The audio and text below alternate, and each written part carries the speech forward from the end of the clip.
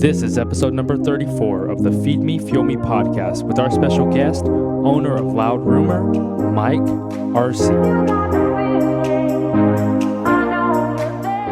Welcome to the Feed Me, Fuel Me podcast. My name is Jeff Thornton, alongside my co-host, Michael Anders. Each week, we bring you an inspiring person or message related to our three pillars of success: manifestation, business, fitness, and nutrition. Our intent is to enrich, educate, and empower our audience to take action, control, and accountability for their decisions. Thank you for allowing us to join you on your journey. Now let's get started. We would like to thank our sponsor, FitAid. If you're serious about your performance and recovery, go with FitAid. FitAid is the perfect pre- and post-workout supplement product. If you're dragging pre-workout, FitAid contains natural ingredients to give you that boost and pick-me-up you need without the jittery effect. And if you're looking for recovery after your workout, FitAid has branched chain amino acids or BCAAs, L-glutamine, L-arginine, vitamin C and D3, glucosamine, turmeric, CoQ10, and raw organic agave to accommodate the glycogen window and provide your body with a complete and clean recovery. Be sure to give them a try at lifeaidbevco.com, your local gym, or a grocery store near you. Hey, what's going on, fam? Welcome to episode number 34 of the Feed Me, Fuel Me podcast. Mike Anders here, as always, with my co-host, Jeff Thornton. What up? And today, our special guest is Mike Arce, famous host of the Get Shit Done podcast and owner of Loud Rumor. What's going on, brother? How are you? What's up, man? Good. How are you? Real good, real good. We've had a number of interactions over the past year.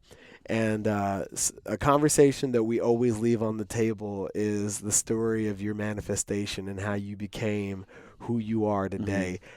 I feel like it's an amazing story that needs to be told, namely because it just, I think it speaks to everybody, no matter what their current situation is, and kind of just ultimately hedging your bets on yourself. When you told me your story, that was the thing that I felt was the most empowering, is that when life is stacked against you, and you have virtually nothing left, the only thing that you can bet on is yourself. This is a big deal for me. Let me tell you why. Only 12 people know this story, I think. Well, you're one of them. The world's about to know. Yeah, I know. I know. So this is a big deal because I've never like made this a part of my, this is how I'm going to build my brand. Sure. I built my brand off of value, and not to say that this isn't valuable. I think it's delivering in a different way. I think people can get something out of this story, which is really cool. The people that I've told it to were either people like you, where I feel like you've gone through it too, and I feel like it was really cool to connect. And it's kind of like when you meet anybody that's gone through something that you've gone through. If you went through breast cancer and you meet somebody who has breast cancer, you have a deeper conversation with that person, right? Right. Yeah. And the other people I've told it to, I would say the majority of the people I've told it to were people that were going through some real bad times, and I wanted them to know, that's strength right there, right? Right. So okay. Cool. Yeah. Well, I guess we're doing it. Yeah. I mean, I read a quote somewhere in one of my personal growth and development books, Daring Greatly. Have you read that one? Okay, put it on your list. Daring Greatly. We got it on the video. Yeah. You read it? No, I haven't. You haven't? I have it in my queue, though. Yeah. Okay. Put it to the top of your list. Okay.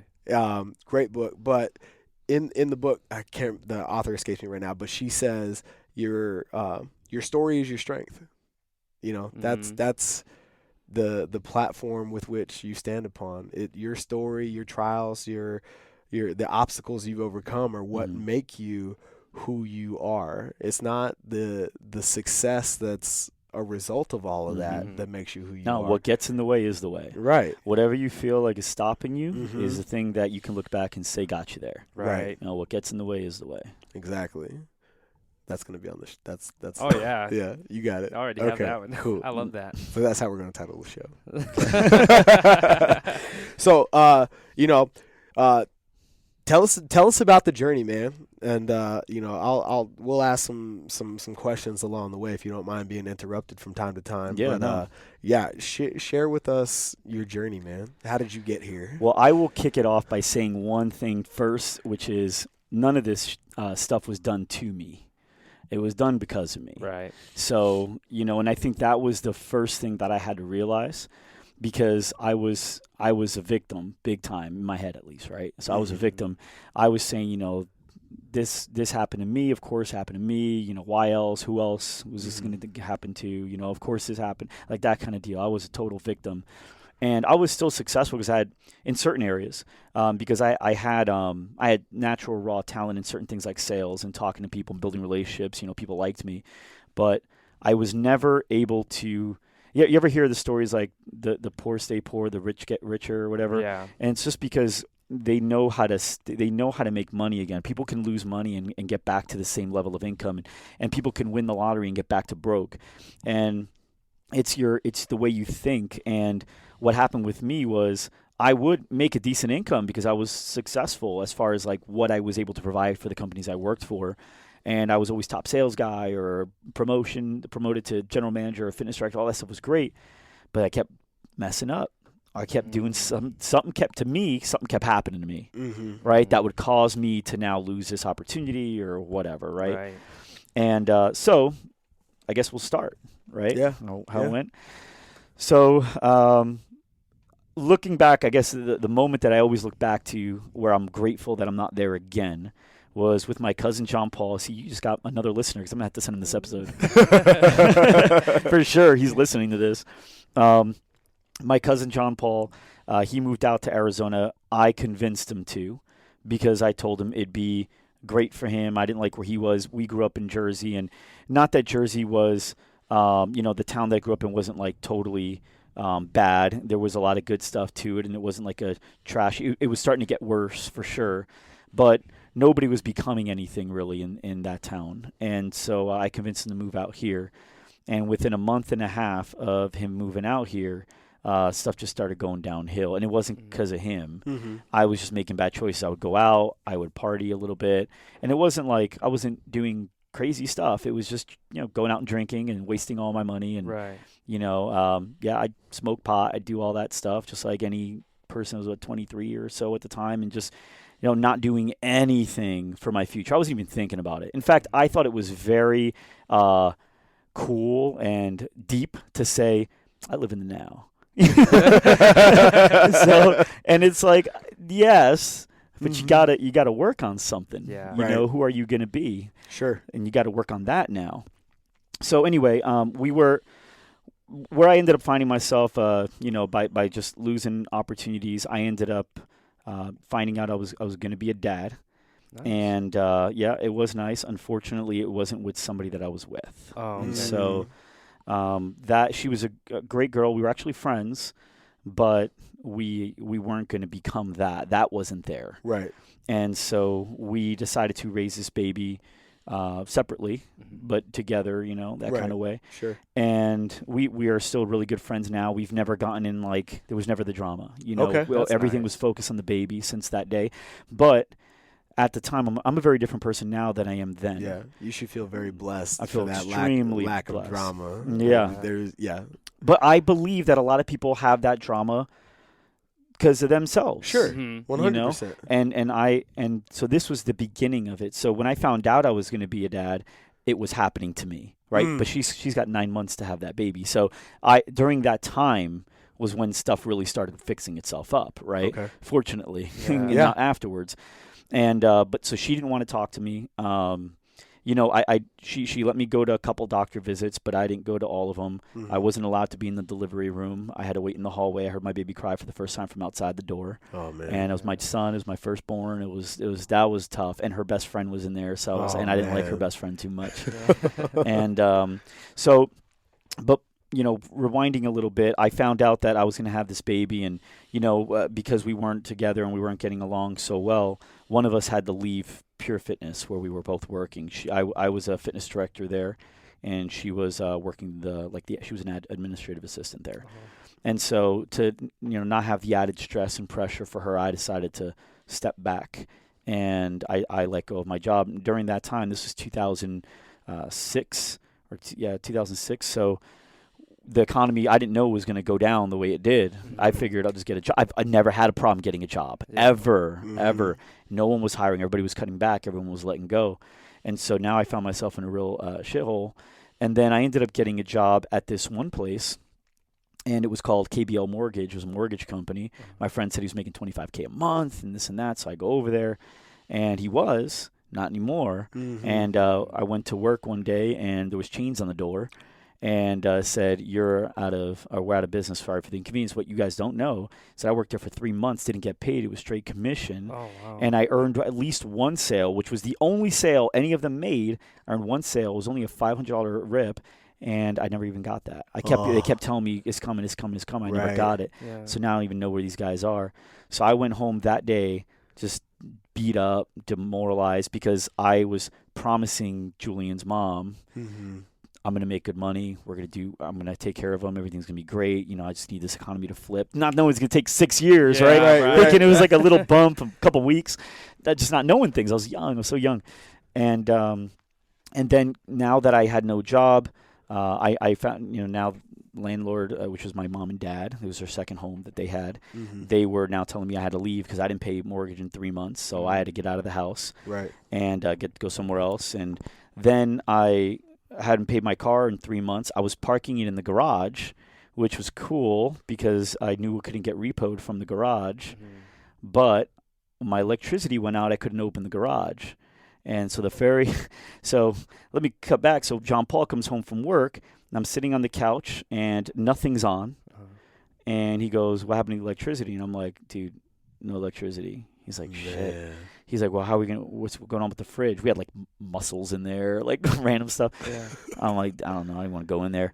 So we ended up having to, know we're leaving. That's fine. Everything's fine. I had no cell phone. Cell phone was shut off. Had no electricity. We went to bed at 7 o'clock that night because it was like January, February-ish. And so it was already like dark. And I remember I told him right before I went to bed, I was like, dude, shit can't get any worse. This is as bad as it gets. We were eating $1 big cheeseburgers. I can't wait till he hears this episode. It's going to bring him back. He might get depressed for a minute.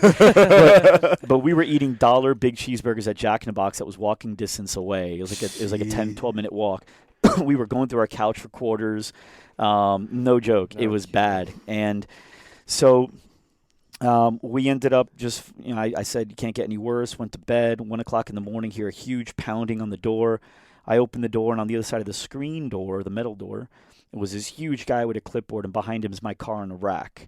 And they got me. They got him. And so I did everything to negotiate, and I was like, dude, take my couch, take the TV, take anything you want, just don't take the car. He's like, it's on the rack. It's done. So now I had no car, which I guess it didn't matter because I didn't gas anyway. There was no gas in it. It was just, it sucks, Right. Now it's like I have no car either. So after that happened, it was 1 a.m. I just told him, I was like, I need to go for a walk. And he was really nervous. What you guys don't know about John Paul is a few years back, his older brother committed suicide. Oh, wow. And so he's already been through watching somebody not go through it well, not handle it well. Right. And it's always been with him. He's got a tattoo for his brother, Carmelo, and everything. And so I ended up going for a walk, and I wasn't even thinking of that. If I thought of that, I wouldn't have done it, not to put him under that pressure. I needed to walk. Yeah, right. Sure. I get 3 houses away, and all of a sudden it just starts pouring like a movie. It wasn't even drizzle first. It just started raining. And so I looked back, and I was like, that house is way too far. I'm just going to keep walking. So I just kept walking, and it felt good. Like I almost wanted it to be dramatic. I was just like, I need this. Rain on me. I need it. I'm fucking. So anyway, I'm walking in this rain, and it's I end up coming upon a church I didn't even know was there.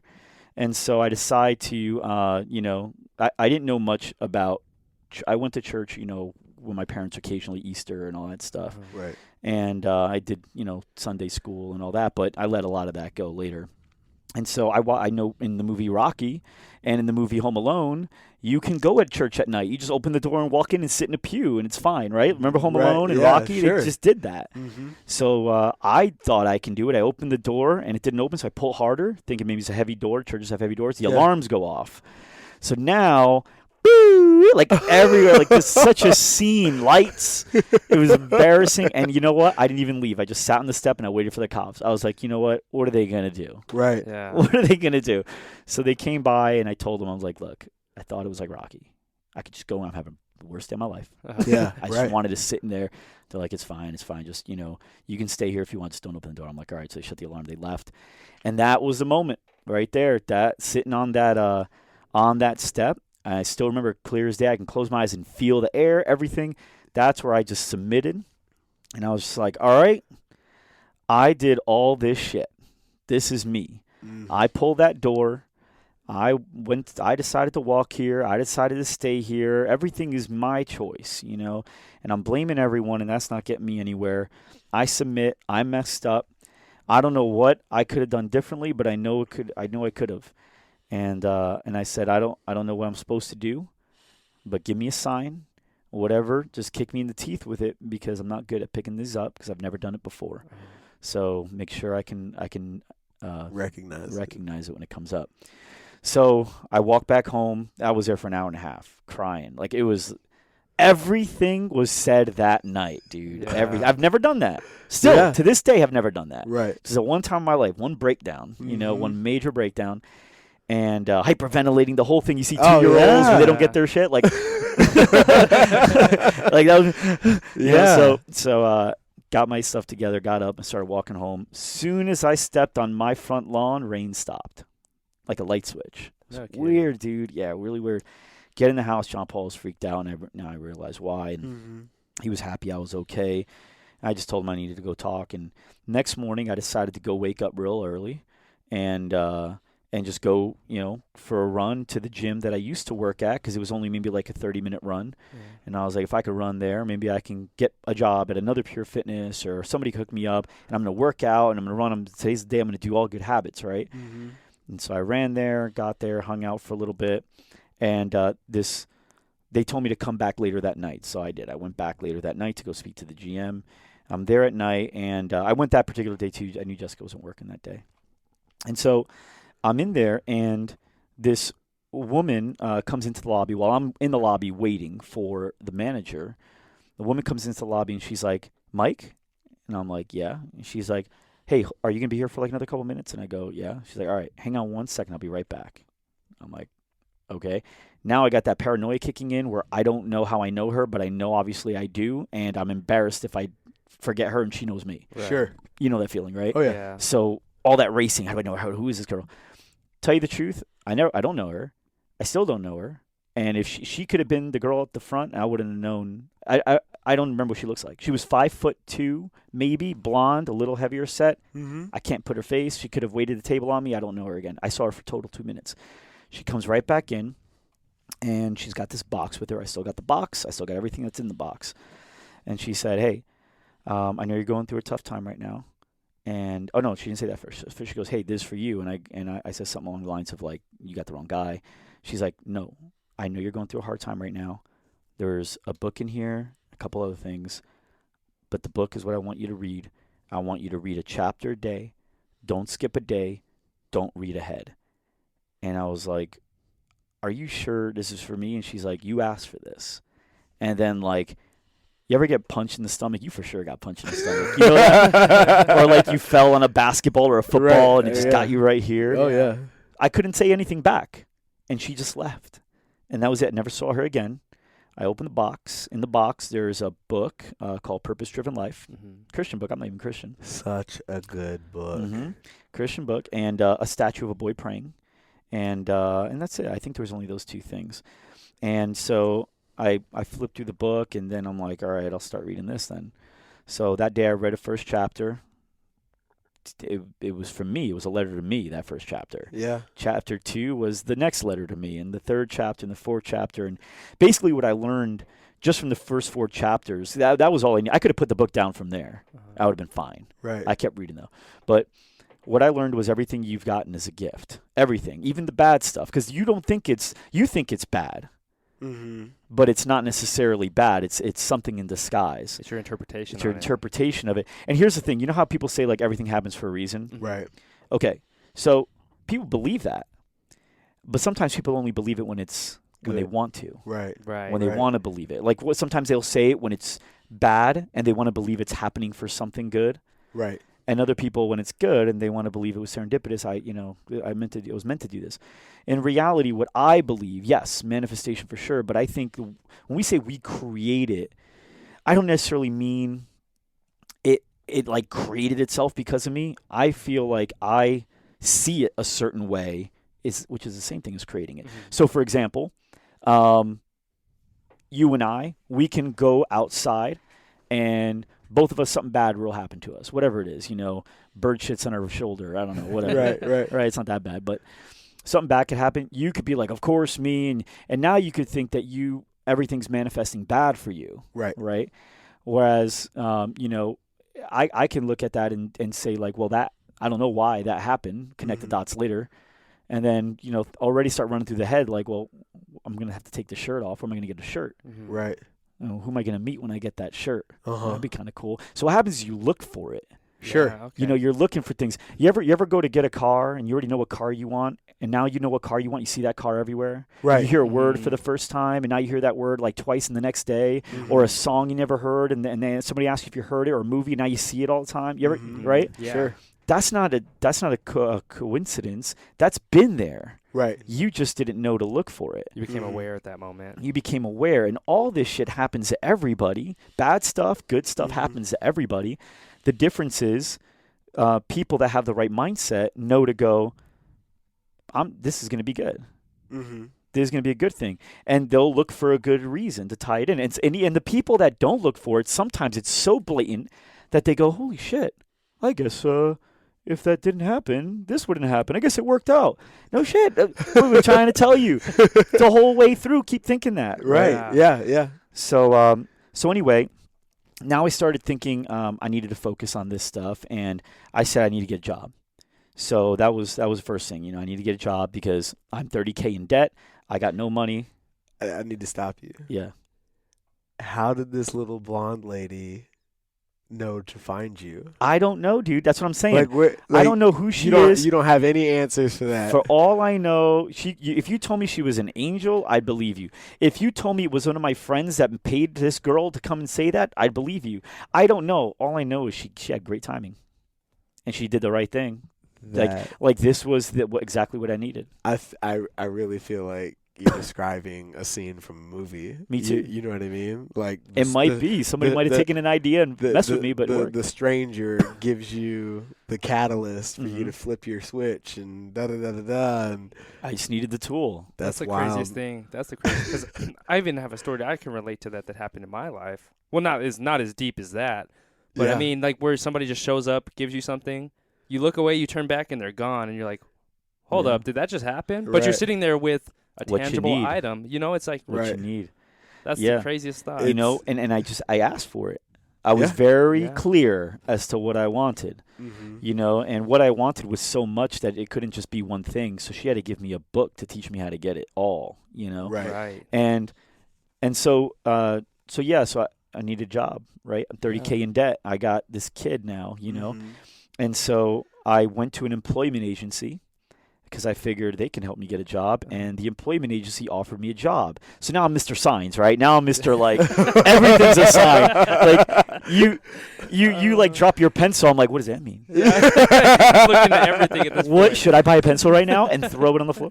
So now I'm like, all right, I need a job.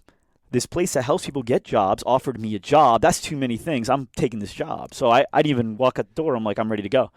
And like, well, we need to think about it. And I was like, what do you need to think about? You offered me a job. I'm ready to get all these people jobs. I can sell. You want somebody to come in at 8, I'll be here at 7. You want somebody to stay till 5, I'll be here till 6. You want somebody to work Saturdays, I'll do that too. You going to find somebody else? They offered me the job. They gave me the job. So now I got this job for nothing. It was like $30K a year, and it was like, with baby on the way, that was just not nearly what I needed in order to pay off $30K in debt and build a life, right? But I was going to be the best whatever I was going to be, right? Like best that I was going to be. And I knew something would come out of it, whether I got promoted or whatever.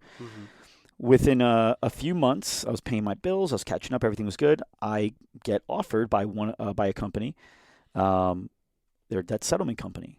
Now, remember what I had? Debt. A lot of debt. Yeah. And they help people settle debt. Right. And I was like, well, that's a sign. So I took that job. And that job paid me about, in the beginning, $60K. But I was making $90, $100K because I was one of the top sales guys there. I was like always top 2, top 3 everywhere. Mm-hmm. And so now I paid off all my debt and I started saving up money. And my son's now around, and we're hanging out. I had my son 2 days a week. That was my limit at the time, Saturdays and Sundays. And I don't think he was even able to sleep over just the Saturday at the time. I was able to earn that. He wasn't able to sleep over in the very beginning, and then later on I earned it. His mother didn't trust me, rightfully so. Sure. Rightfully so. And then so I earned it. And so my cousin Johnny, who throws a notorious Halloween party every single year, 6-7 years in a row. He calls me up a couple weeks before the party. Or a week before the party. He's like, hey, you going to help me with this party or what? Because I'm the one that knew everybody. Right. Okay. Johnny didn't know everybody. I knew the party people. I was going to bring the people. He provided the house and the drinks and all that. Right. That was kind of the arrangement. Yeah. Sure. And so Johnny ended up calling me. He's like, you going to help me? I said, no, man, I can't do it this time. I got a kid. And unfortunately, it's on a Saturday. It's my day. And he's like, dude, see if your mom could watch him the one night. And I was like, my mom can't watch him, but that's my one day. He's my gift, right? That's the way I'm looking at it. Because everything's a gift. And I'm thinking there's people out there dying for a son, right? My uncle had 3 girls, no son. And then his daughter had a daughter. So, and then his other daughter just got pregnant with a daughter. Oh, man. So like that, I had a son, right? That's pretty cool. And you have a son, right? Yeah. So you Oh, know, yeah. you know. Yeah. I mean, we want daughters too, but you know what I'm talking about. Yeah. Okay. So anyway, I'm like, this is my son. I'm hanging out with him. I only get him a couple days a week. I'm looking to earn more. I'm not going to give up a day when I'm looking to earn more. That's just crazy. Sure. I hadn't dated a girl in like 9-10 months. I hadn't even gone out. All I did was I went and bought a guitar for $200 to work on something, because that's something I wanted to do, is develop a skill. And I learned how to self-taught myself how to play the guitar, 86 different songs. Pretty cool. Nice. And then I was working, and I got, was making money, and I was earning days with Julian, which was great. So I get off the phone, and my mom goes, I was living with my mom. I had to move back in with her. And she's like, hey, why don't you just go to the party? I can watch Julian. And I was like, Mom, it's good. And she was like, but you should go out. You should go have fun. You should go meet people. You don't leave the house. You just play the guitar, you work, and you play with Julian. I was like, that's fine. And she goes, but how are you going to meet anybody? And she's like, you're such a good person. You work hard. You need to find somebody. There's somebody out there that wants someone like you. And, doing all that conversation with my mom. Now my mom's going to have to listen to this. And so I said, Mom, look, I don't care if I get married. I really don't. I'll go the rest of my life not being upset. Because in my mind, I'm thinking that if that wasn't given to me, I'm not going to want it. Right. In my head, I'm thinking, I have stuff that people want, and I'm going to go leave that to go get something else that I don't have, right? Which just makes sense. Now, if I can still want things as long as I don't sacrifice what I'm taking care of. Right. Do you know what I mean? So, but you've committed to this belief in signs so full force, that if I'm not meant to be married, that's cool. And I wouldn't have been bad. I wasn't upset. I wasn't depressed. I wasn't going, I really hope that's not my destiny. Like, I didn't give a shit. Right. In my head, I'm 75 years old, sitting on a rocking chair on my porch, and I see my son coming with his kids, and I don't have a wife, never got married, never had another girlfriend, I'd have been fine. Because you're all in at that point. I'm all in. I know what I'm here for, right? Yeah. And so my mom, on the other hand, old school Italian Jersey mom, she's not into those. She's like, you need to get married, have kids. And so my mom cried. And you ever watch your mom cry? That's one of the hardest things to do. And Ever. I almost folded and just said, fine. And I said, no, she'll be fine. And so she went upstairs. Next day, Jessica calls me, Julian's mom, and says, hey, girlfriends at work are having a party, and they're all bringing their kids. Is there any way we can swap days? Because I really want to bring Julian to this party because they're all bringing their kids. And I'm like, yeah, that actually works out now, so I can get a Monday. She's like, yeah. So now I switch. I got that Saturday. I went to that Halloween party, and I met my current wife. Wow. Man. That's crazy. Yep. Now, here's the crazy thing. You want to know what I had to do to get her? You know this story, right? Go for it. Dude, Jordan couldn't get her. I could get her. Michael Jordan couldn't got her in this party. So what happened was, you probably agree with that, right? This might be one of those situations. So anyway, I go up to her. She's dressed as a sailor, really pretty. Mm-hmm. I have the worst costume on because I didn't want to spend money on a costume. I didn't even know I was going to this thing. Mm-hmm. So I had I just dressed up like a Peoria tough guy. Like I had fake tattoos I got at Walmart, those little sticker ones. I put those on. And so I end up going to this party. I see her, and I told my cousin Johnny, I'm like, I got to talk to her. And I go and I talk to her, total bomb on a joke. Plus, she was buzzed. She didn't catch it. Went over here, her head. And so she just walked away from me and went started talking to her friends. So I waited a few minutes. I went back, talked to her again. I told her another joke. She's like, wait, what are you saying? And I'm like, never mind. And I just walked away, and I'm like, gosh, 3-4 times I kept going up to her. Then finally, I think it was like the 4th time or so, I go, hey, look, you've been dodging me all night. Now my wife's got to listen to this. Right? I'm just getting you listeners, all my story characters, right? So bring them on. I go, look, you've been dodging me all night. I've been doing jokes. You're not laughing. Obviously, I'm wanting to impress you. Can you give me one more chance to impress you? And if I don't impress you, I'll never bother you again. But if I do, I want you to talk to me for 5 minutes. And she's like, I don't know what you're talking about. She was so annoyed. And I was like, look, just please give me one chance to impress you. No one's going to offer you that. Give me one chance to impress you. If I don't impress you, walk away. She's like, all right, what? So we went to the backyard. This is my cousin Johnny's house. I've been here before. He's got a pool with a basketball hoop on the other side of the pool. So when you're in the pool, you can shoot the ball and play ball. And so I've been making this shot across the pool for years. I know how to do this. So I'm like, if I make this shot from across the pool, hang out with me for 5 minutes. She's like, you've probably played here 100 times. I was like, so what? You out. So as I'm saying that, I go to pick the ball up. The ball's flat. Oh, no. Like, it's half flat. It's like it won't bounce. It'll just stay there. It wasn't like sort of flat. Yeah. It was flat. You can squeeze it like that. So I go, shit, I don't know if I could do that. So I go, look, the ball's flat.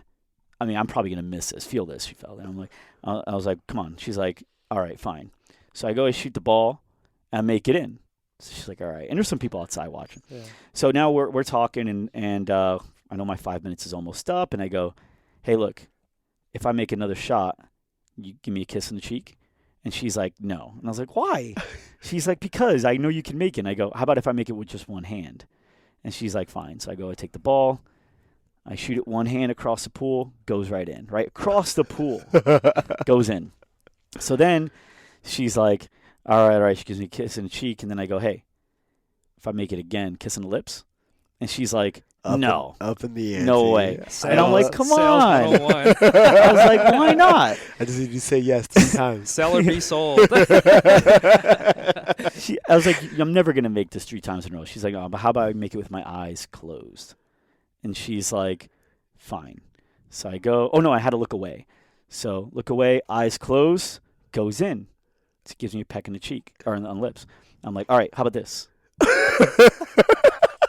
If I make this shot, This is great. if I make this shot, then I want to make out. And There you go. And she's like, no way, that's not going to happen. And the guy's like, do it. Like everyone's into it now. There's a crowd. And so she's this like, is a process. she's man. like, now everyone's on my side. I'm like, how about this? Look, eyes closed, looking away, because she's short. She's 5 foot tall. While I'm squatted over a little bit, kissing you on the lips. I got to do it like that. She's like, okay. I go, boom, goes in. What? Yep. 4 for 4, man. 4 for 4. Now Jordan might not do that, right? That's not. He didn't train for that. That's game 6. Neither did I. Game 7, closing them. So I impressed her, and she is now married to me. Shit, you impressed me. Yeah. And I could have married anyone that night. So and there's a bunch of shit down the road after that too, because I mean even then I went broke again, and there's stuff that happened because stuff just happened, but Right. Yeah. Right. That's interesting. What's cool about your story too? It sort of reminds me. Have you read the book The Slight Edge by Jeff Olson? No, got that one. And the principle is where it's like you do slight differences or the same thing every day that adds up and creates massive success, so to speak. But in his book, he has this 3-line graph. So the bottom's where you're busted, you're broke, unsuccessful. The middle is where you've reached success, and the very top is mega success. Mm-hmm. And then what he mentions is like if you're on the very bottom, you're busted out. You do these little things every single day, and you finally get to a point to where you get successful. But he says he finds a lot of people start trying to make a massive change or change things in their life that got them to that middle point. So instead of reaching the mega success, they didn't fall back to the bottom where they bust out again. So what he says, you need to apply the same principles that got you to being marginally successful and apply those same principles daily to get to mega success. I don't think you have a choice. Yeah.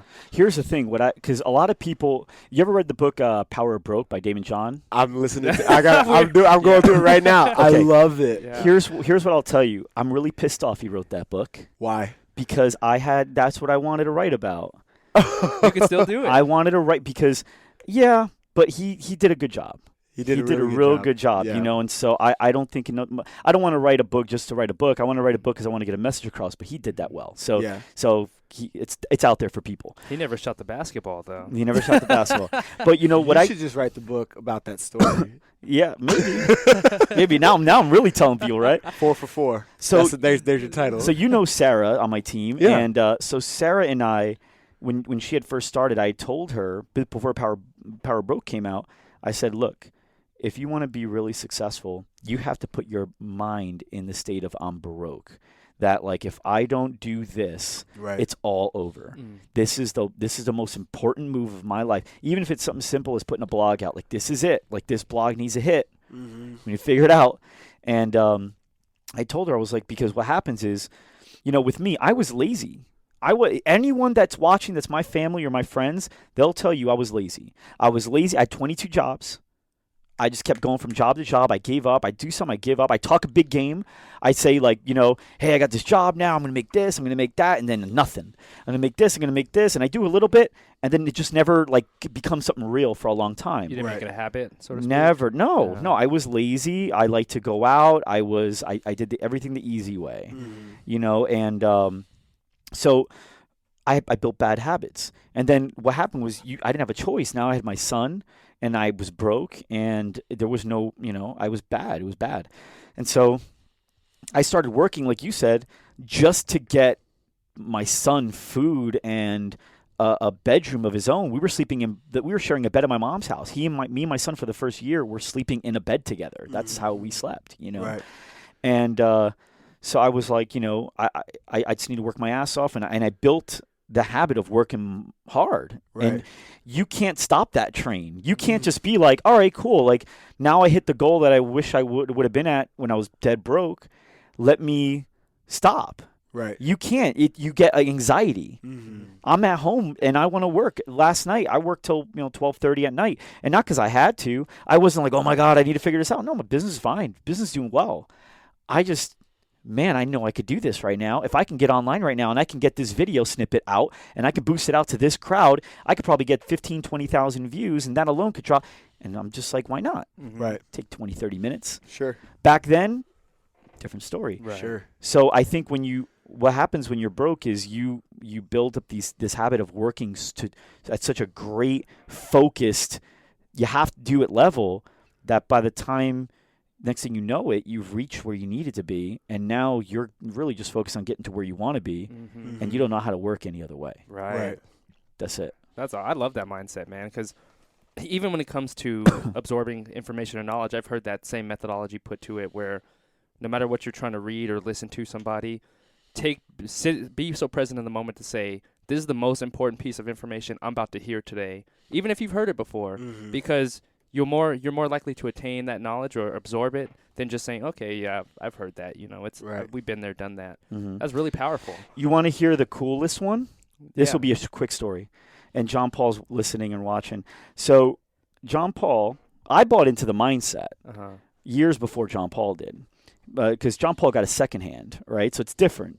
He didn't drink the Kool-Aid. He just watched me drink it. Right. So now he moved back to Jersey. But then he came back. Now I was like, yeah, I got a good job now. I was at the debt settlement company. I was like, come back. So he came back, and then while that company was going on, I had to start Loud Rumor. The reason I had to start Loud Rumor, my wife got fired twice in the same pregnancy. Yeah. She had a job. She told me she was pregnant on a Friday. Comes in on Monday doing cutbacks. Then She doesn't tell me. I don't even know she's pregnant because she was waiting for Father's Day to tell me as a surprise. Yeah. And we literally conceived on our wedding night. We just blew all of our savings on the house that we just bought 3 months before, or 4 or 5 months before we got married, which we paid for that whole wedding, which was everything. We had $500 left. Yeah. So, but we were doing fine. We were saving about $1,500 a month. Right. But my wife was making $2,500, right? So now she loses this job, and I remember she told me we're on the way back from my mom's house from family night. She's in the car and she goes, "What do you think about having a baby?" She's pregnant. She knows she's pregnant. Oh, yeah. I don't know, and I'm like, that's the last thing we need right now. Oh, wrong answer. I know, dude. I know it's the wrong answer, but I thought thought it was a choice. Yeah.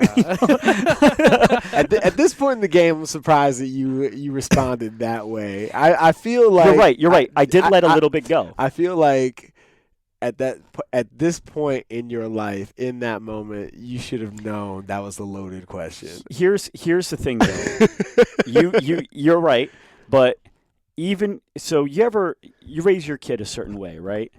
And how old's your kid now? 7 months, man. He's like 2 weeks away from walking. It's ridiculous. Okay, so you're not there yet, but you'll be there where you'll say something, and my dad was a great dad, but he does things I do differently. Sure. And I think every dad does that. I think we all. I think my dad raised me differently than his dad did, and Sure. and my son's going to be better than me, I think, or do different things that he believes is better. And so sometimes where I become my dad, and I'm like, why did I react that way? That's not the way I want to. So even though you're in this mindset, you still become human, and you still you got to pull yourself back. So I was human for that moment. That was my reaction. And so then she doesn't tell me she's pregnant because now she's scared. Of course not. She's guarded. And so she goes, sees an attorney about losing his job. Is that okay? The attorney says, yeah, they could do it because under 15 employees. You can get another job. And you don't have to tell them you're pregnant. If they ask you, you have to tell them. So she didn't tell them she was pregnant. She got another job. Okay. And now she tells me she's pregnant and tells me the story. I'm like, okay. Then she starts showing she's 5 months pregnant. And I said, you got to tell them you're pregnant. You can't just keep sucking it in. She tells them on a Friday morning, Friday afternoon, cutbacks. Damn. Wow. Yeah. That's crazy. What's her industry? She was working in the plastic surgeon's office, front desk. Really? Yep. Wow. Yep. Yep. Okay. In the first place, she was there for 18 months. Yeah.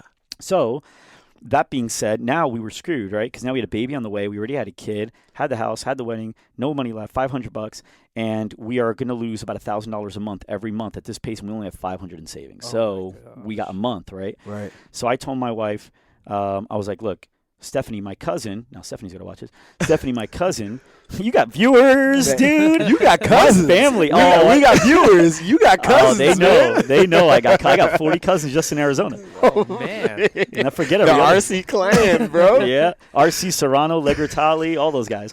So Italians roll deep. Yeah.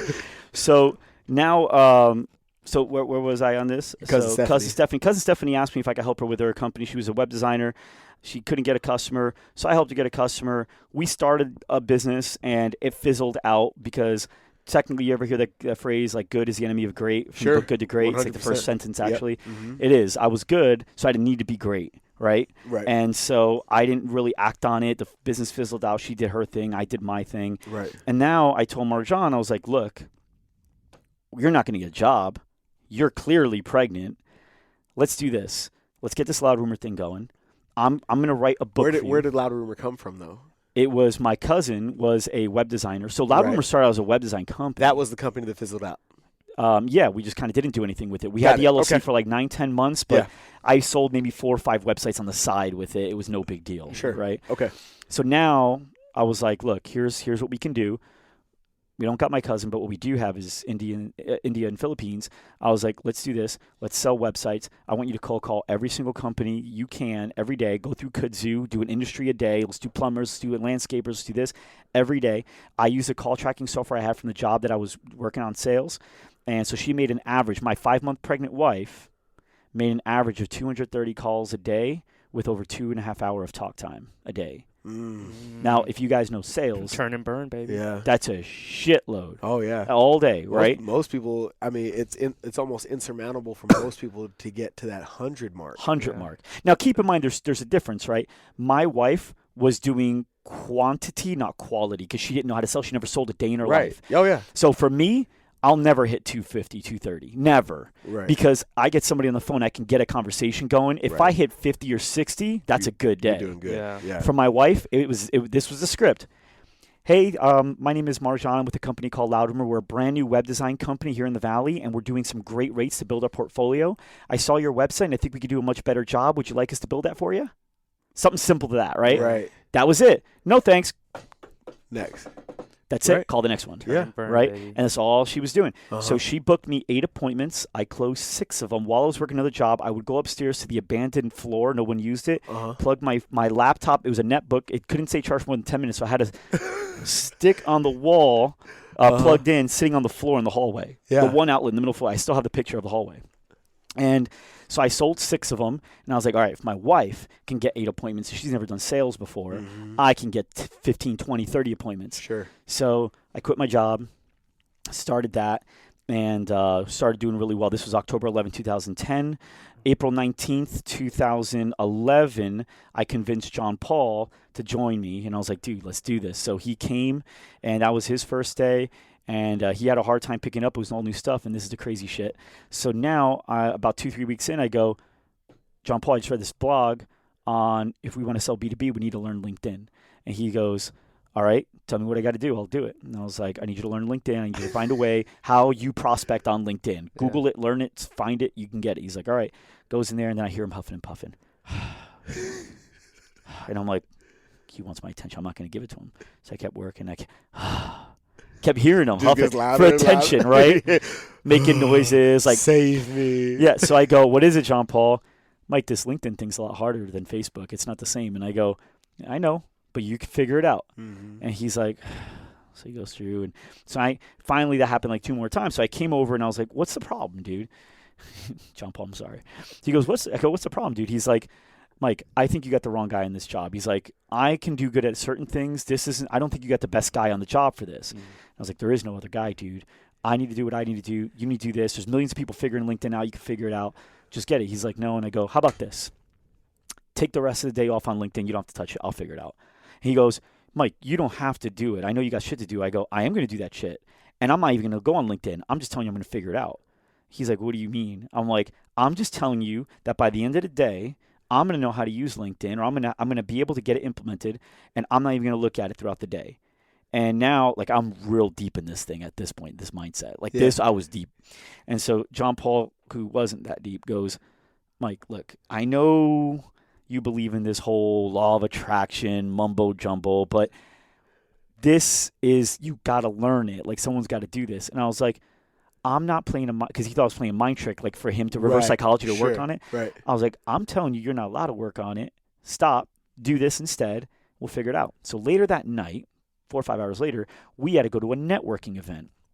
Go to this networking event at Talking Stick Resort in Shadow Lounge, and this event was hosted by AMCA, and I got another listener, my uncle Ricardo, he's there, and he goes, he's a president. He's like, hey, Mike, how's it going? I'm like, hey. And he sees John Paul. He called him his nephew, too, even though it was a different family. Right. He's like, hey. And so he's like, I want to introduce you to Mary. I was like, hey, Mary, I'm Mike. He's like, hey, and John Paul. John Paul goes, what do you do? She's like, oh, I actually teach people how to use LinkedIn. And I go, sounds like you two need to talk. And I left. That's so great. For free. She was just learning. Yeah. She was just starting her business, so she's doing it for free. Right.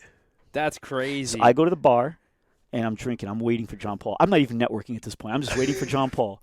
Watching a college game, I'm not even watching it. I'm just thinking how am I going to respond? How am I going to mess with this kid? Yeah. And so he comes over, and I can feel him, and I'm like, what's up?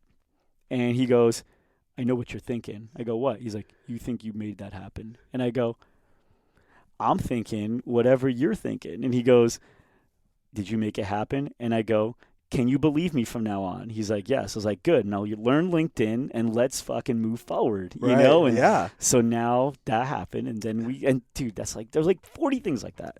That's crazy. Does John Paul now have that same belief as you to this day? Kind of. Kind of. Because here's what I'll tell you. When he's with me, he does. And he knows it. Right. When he listens to this, he'll agree with this because he tells me. When he's out here in Arizona, he's back in Jersey again. Okay. He had to go back home, help out with his family with certain things that were going on back home, personal stuff. Yeah. And now he's got a girlfriend and serious relationship. It's really going really great for him. Good. Yeah. But back home, the mentality is very different in that town. Sure. That's a this happened to me mentality, Right. not this happened because of me mentality. Sure. And so, you're a product of your environment, and John Paul knows what to believe, but it's hard. You get sucked in. Right. And so he wants to come back out here eventually because he likes the mindset. He did pick it up, and been back home for a couple of years and lost it a little bit. Yeah, that happens. Well, it is, you do need that reinforcement, because that mindset, as awesome as it is not innate. No. I don't believe it to be, to operate on that wavelength is something that needs to be learned, and you need to be exposed to it, and you need constant exposure and reinforcement from, your inner circle and those that add value to your life, and you reciprocate value back to theirs. Mm-hmm. And if you don't have that, it can and it will fizzle out, no matter how strong that belief system is. Right. So check this out. You know how it's called The Secret? Oh yeah. Okay, so if I say soft touch, see a smile? Now, you guys will know what that means, right? But you heard it. Mm-hmm. You don't know what it means. That's an inside joke. Sure. He knows what it means. He laughs. It's called The Secret. A lot of people are like, oh, it's called The Secret, but everybody knows about it, so it's not really a secret. No, it's a secret because you still don't get it. Right. Only the people that get the joke. Mm-hmm. Only the people that really understand it, that really took the time to get the joke, they understand. So you could be driving by somebody, and they have access to the secret too, but if they don't know it, and you can look at people. I can look at people, and I could tell if they're a positive, I can figure shit out person, or if they're a woe is me person, sometimes just by watching them walk. Right. The walk, it's in the strut. Sure. Sure. And so I think it's like an inside joke, just like that. I think, hey, you know the secret. I know the secret. This guy knows what the secret is. Sure. Because he heard the law of attraction. He Googled it. He didn't read the book. Right. But you still don't know shit. Mm-hmm. You know what I mean? So it's still a secret. Oh, yeah. Oh, yeah. It's kind of cool, right? Yeah, it's really cool. Everybody's part of that same circle. I mean, when you go to enough, I always reference like seminars, people. And for me, I think the big thing is I think paying the seminars is huge because it's not the people who pay. I don't say they're higher value, but they value the experience more because they're willing to put their money where their mouth is, so to speak. You know what I mean? And I think when you, like you said, when you walk into that room, there's an air of confidence and bravado or, swagger that people have that say, all these people in here are ready to get stuff done. But, you have to, and that's why you have to surround yourself with, because there's been several times where you walk into it's just like an open room, an open seminar. And yeah, there's some people who are sort of about it. Then there's people that are really about it. But it's hard to finally find that ground, that middle ground where you can find the key players that you need to find in your life, so to speak. The best players, I mean, you take Michael Jordan, right? Would you say that guy, whatever he believed was going to happen, happened? Even when it didn't happen, he was fine. He just focused on getting back on it. Right. You ever watch Jordan? Jordan looks cool tying his shoes. Jordan just like he walks into it. There was something when he walks in. Allen Iverson in his Hall of Fame speech. You ever watch his Hall of Fame speech? Yeah. He said Michael Jordan walked in. It was like an aura was around. He was glowing.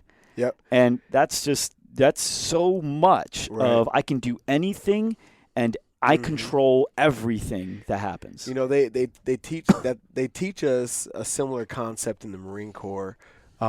Especially when you're a young boot lieutenant and everybody knows that you don't know shit.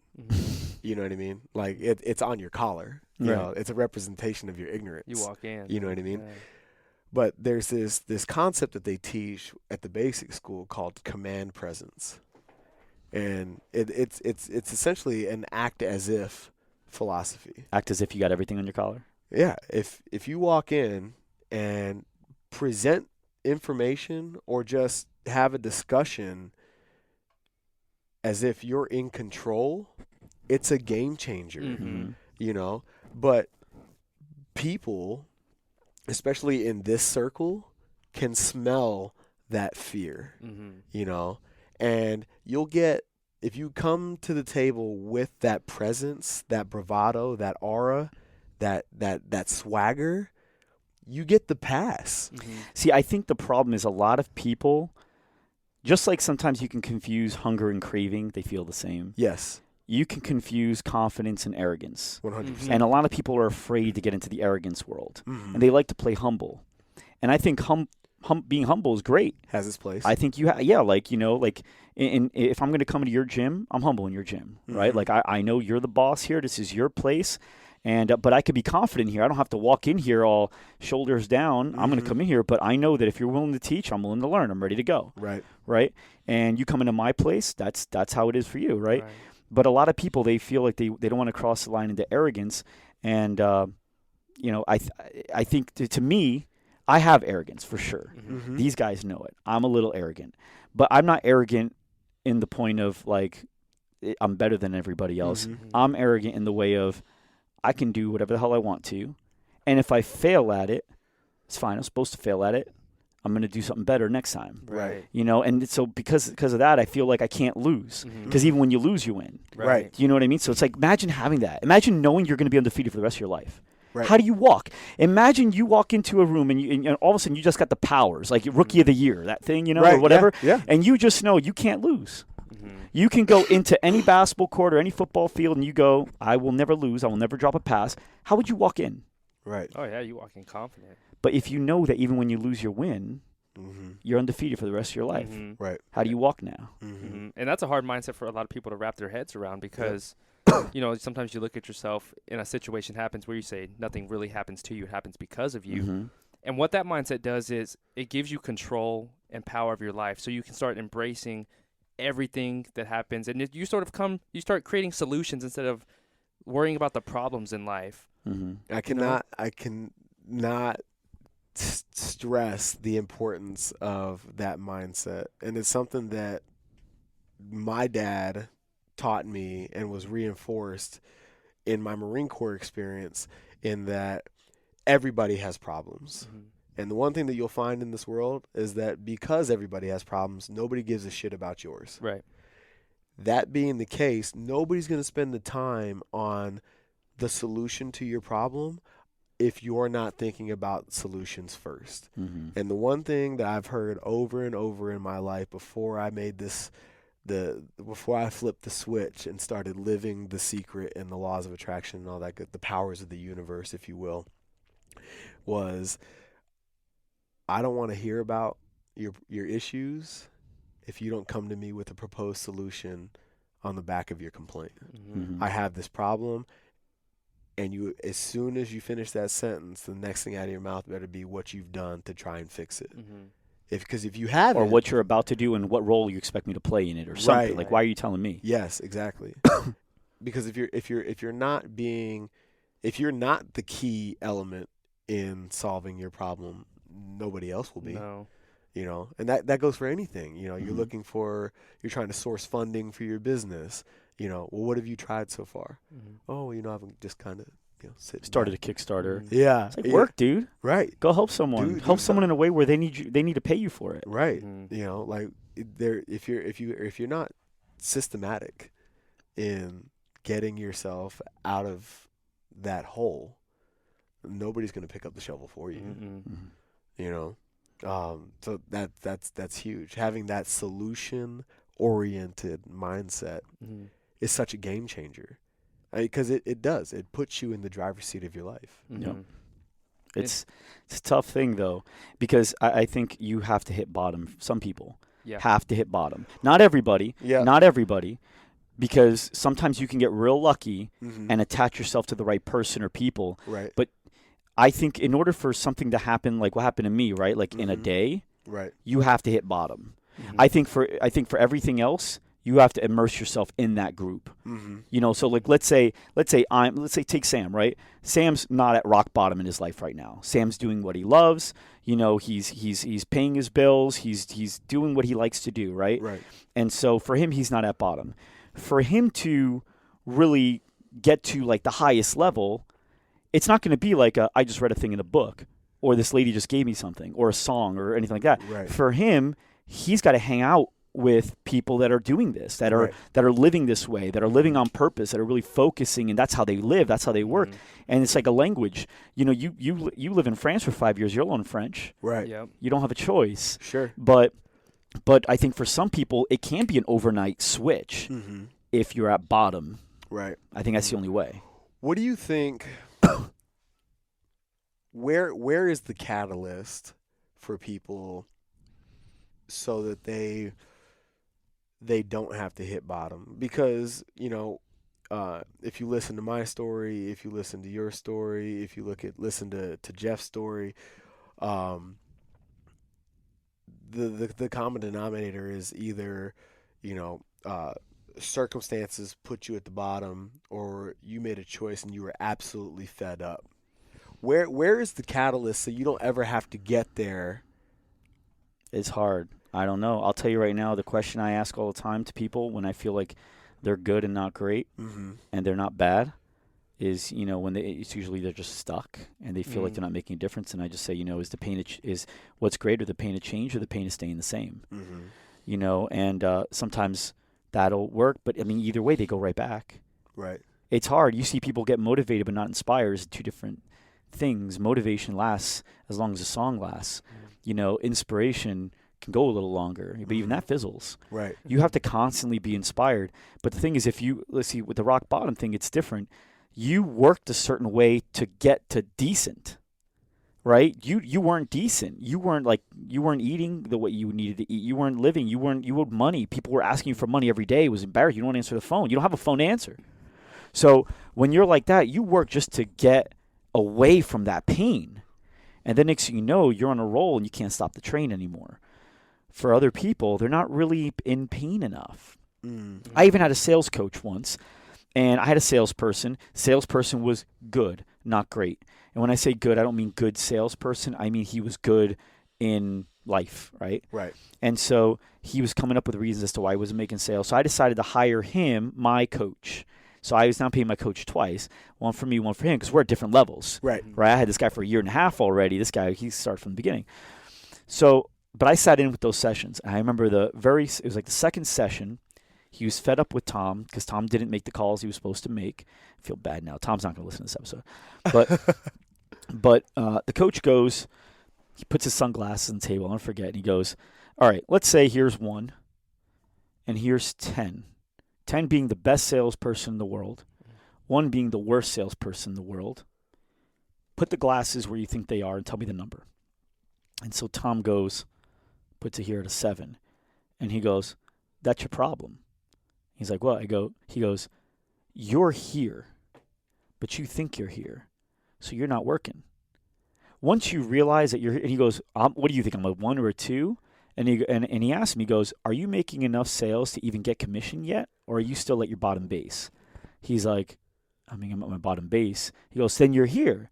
The 7s are making 70, 80, 90 grand a year. The 8s are making 6 figures. The 9s and the 10s are making millions. Right. Those sales guys are making millions. You think you're a 7? That's your problem. Until you realize you're here, you're never going to get better. And so maybe it takes somebody to really get self-aware as to where they're at, where their potential is, and where they really sit on that graph. Right. But tell you the truth, man, I really think the solution for some people is you either hit bottom or you commit to getting new friends. And if you don't get new friends, then I hope you like what you're doing because you're doing it for the rest of your life. That's and I could be wrong. I don't know because I didn't study this.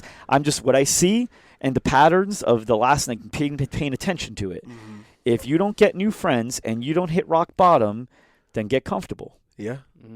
Well, you know, it's funny that you say that because a business mentor turned life mentor of mine years ago, Marcus said, I hope we have him on the show at some point, taught me a long time ago, you either change the people around you and make them better, or you change the people around you so that those negative influences or the people dragging you down no longer exist. You know, so you either change the people around you or you change the people around you. Those are really the only two options that you have. You know what's funny? If you expect success. I got this friend, Rico, military guy. Yeah. Cool guy. Love the guy. But he goes, dude, I fucking hate social media.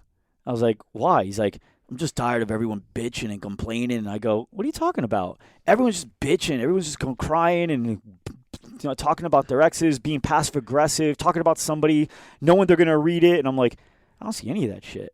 He's like, what are you talking about? And I was like, look, I showed him my feed. It's all positive stuff, positive quotes, happy birthday, friends. And he's like, dude, that ain't my feed. I was like, that's because you keep liking it. You allow it. You keep clicking on it to read the story. Yeah. You keep hanging around it.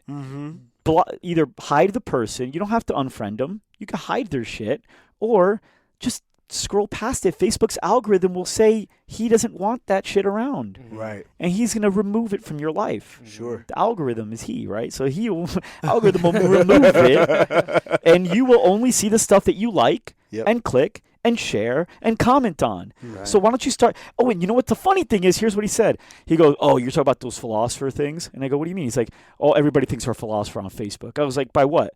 Everyone's saying like quotes from all these famous people. And I was like, let them say quotes, dude. And I was like, what do you say? You're mad because they're inspiring. You're mad because they're bitching. When will you be happy? He's like, I'm just saying, like, why do they have to be all positive? You know, deep down, they're like mad at the world. I was like, so the moment they're positive, you want to bring them down? Let them change. And you know what? And I told him, I said, do you even like or comment? And he's like, no. And I go, by you not liking and commenting and nobody else doing it, it discourages them from continuing to do it, which puts them back in that hole.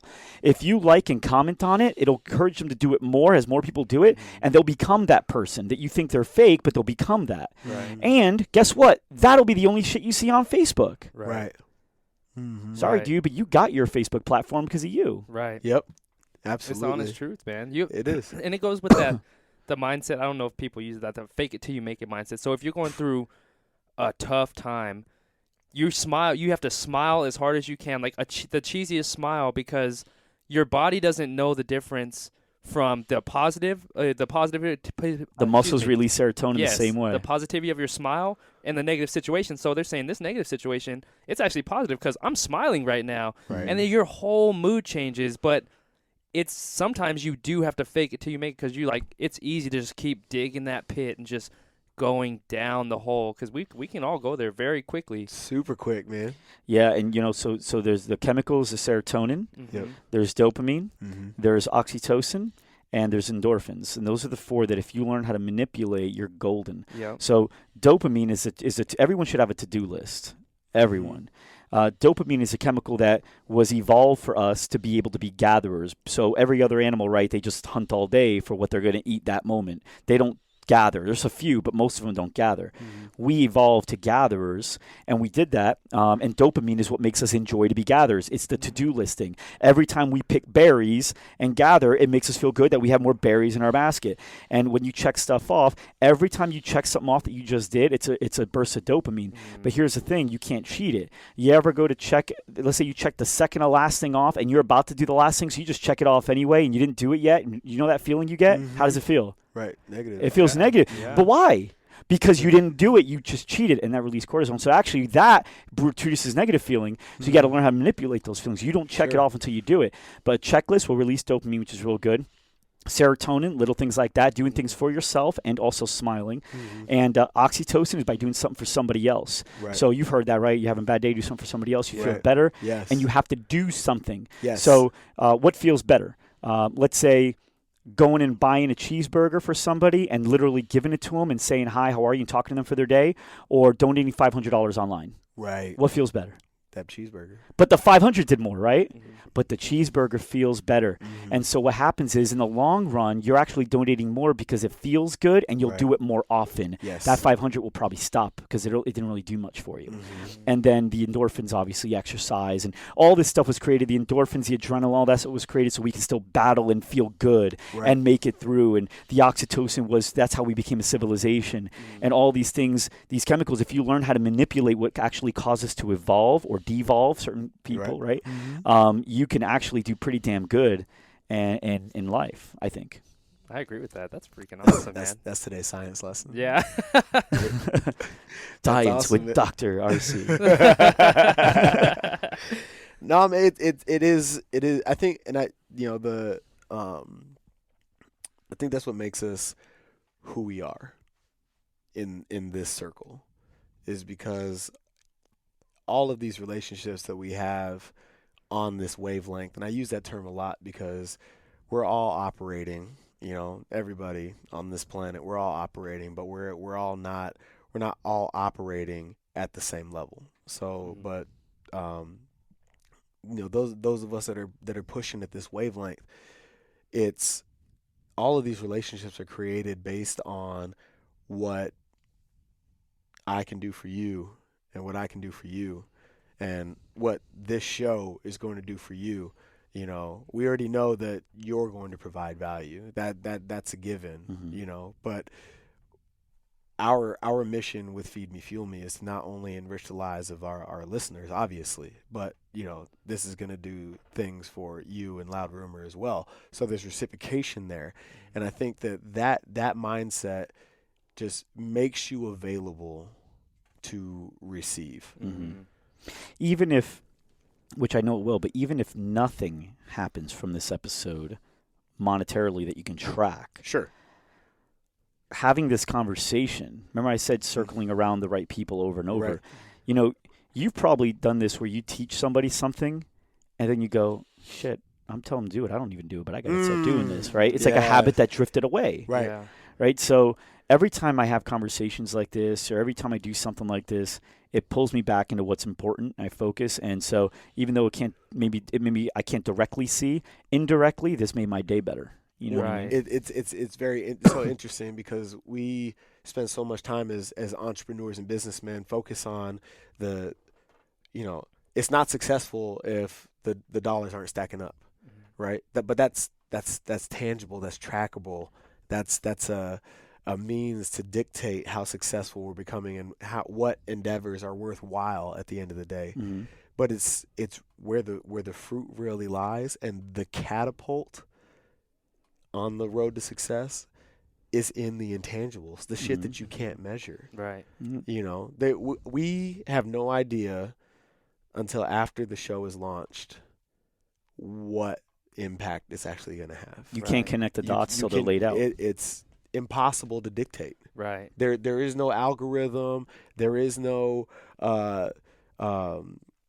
bot you can put in social, it could take years. Social media. You have absolutely no idea right. how this is going to play out. I didn't love Loud Rumor. I faked it, right? Mm-hmm. I didn't love Loud Rumor until about, when did Sarah start? 19 months ago or whatever, 20 months ago. That's when I started loving Loud Rumor. That was my first team member. I was like, man, we're going to do this. And then everyone on board after that's been just golden. She was a trailblazer for everybody. She was really good. Before that, I really didn't like Loud Rumor. Mm-hmm. My wife getting fired twice, getting let go twice for being pregnant, I didn't see how great that was until 6 years later. Mm-hmm. Because then I'm like, man, I love what I do. Right. I love the people I work with. I love the thing that I provide. And I wouldn't have been here if she didn't get fired twice. Right. Imagine waiting that long for a return and not even knowing if you're going to get a return. I mean, I knew, but I just didn't know what and when, how. But think back then, if you had been in that mindset of, she gets fired and you're immediately thinking, instead of focusing on a solution, cold call, right? Let's get this done. You were like, you're sitting there in your mind trying to figure out what it means and what this is going to lead to. Getting on welfare, looking for support. You are so fucking stagnant. Yeah, you're done. In that mindset.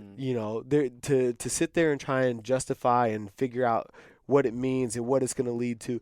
It is absolutely 100% impossible. Mm-hmm. You're talking about 6 years, man. 6 years before you realized what the significance of that moment.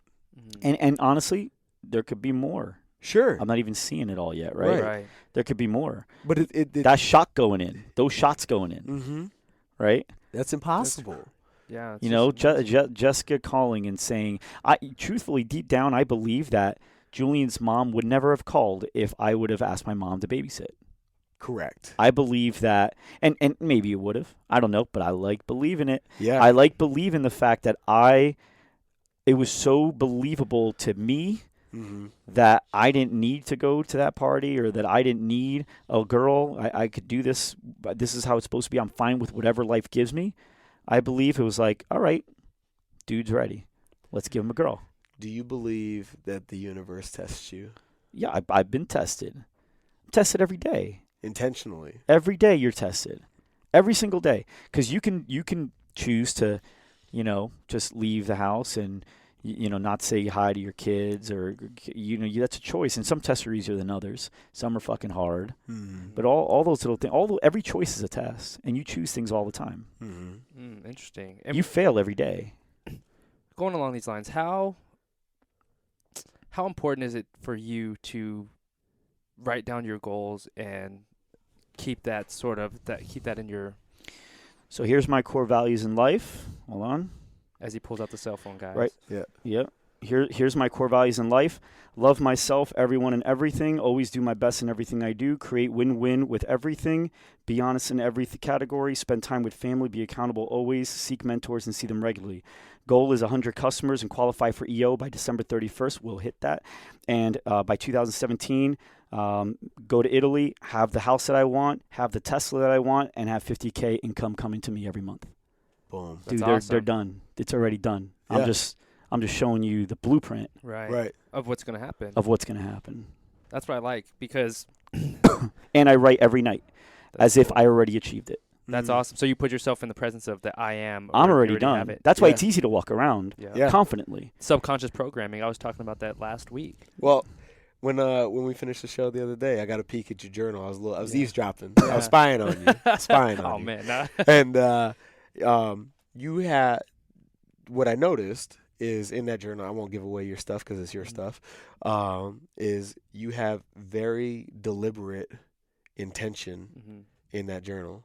I will, I am, I have, I make, it's present tense. It's not out there to be chased, to be got. You already have it, and that's what living in the now is. It is not buying the drink with your last dollar because it's tonight. Living in the moment, that is being present. There is no such thing as time's an illusion. You probably heard that, but a lot of people believe time's an illusion. There is no such thing as present the way that we were speaking of it before. Correct. Because there isn't. If you think about it, the future is what I'm about to say, but by the time I say it, it's the past. It's a freaking glimpse that you can't even measure in time. There is no such thing as a present. It's amazing. You're in a dream. Everything we're doing is a dream. And everything that you're doing, you control. Imagine if you knew you're dreaming when you're dreaming. Have you guys ever known you were dreaming? Right. You handle that dream differently. I've done it. I've known I was dreaming. I do things differently. And you can choose to whatever dream you want. You could also choose to have a nightmare.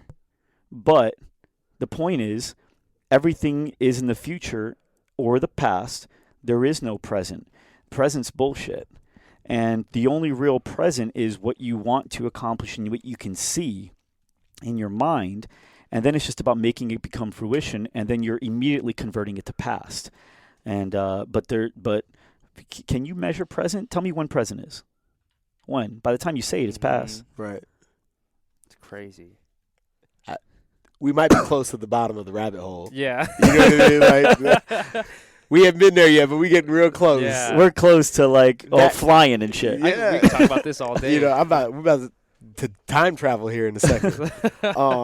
No, but these are.